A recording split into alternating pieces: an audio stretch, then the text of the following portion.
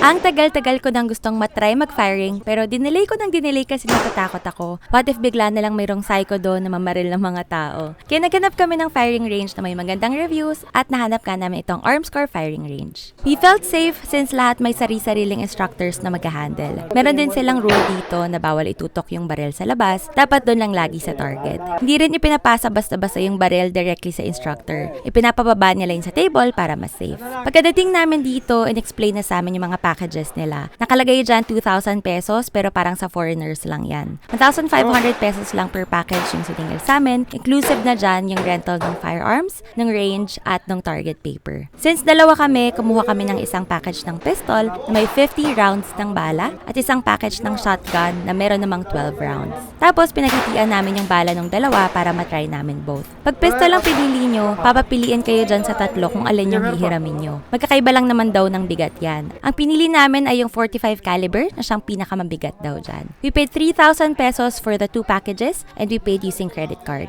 Bibigyan kayo ng waiting number at hihintayin yung matawag kayo. Papapirmahin kayo sa waiver at papahiramin ng shooting earmuffs at glasses. From the outside, parang mahina lang yung putok ng mga bala pero pagpasok sobrang lakas niya kaya kakailangan ninyo talaga yung mga gear na yan. Pagkapasok sa range, ituturo na ng instructor yung mga do's and don'ts sa paghawak ng baril. Very important to always treat the gun as if it's loaded. Laging palayo ang tutok ng baril. Tinuruan rin kami ng tamang paghawak ng baril at proper stance. Nakakatakot yung mga unang baril namin kasi talagang tumatalsik yung basyo ng bala tapos maamoy mo yung pagtalsik ng pulbura. Akala namin kulang pa yung 25 na bala per pistol pero 10 pa lang sumusuko na kami. After namin matry yung bigat ng 45 caliber, medyo natakot na kaming humawak ng shotgun kasi yung pistol pa lang ang lakas na ng impact. Matagal rin bago namin na-get over yung takot sa shotgun pero very encouraging yung mga instructors dito. Sobrang bigat niya kaya after ilang shots nakakangalay na. Malakas rin yung impact niya sa balikat pero ang fulfilling niyang matry. Ito yung target paper namin sa pistol.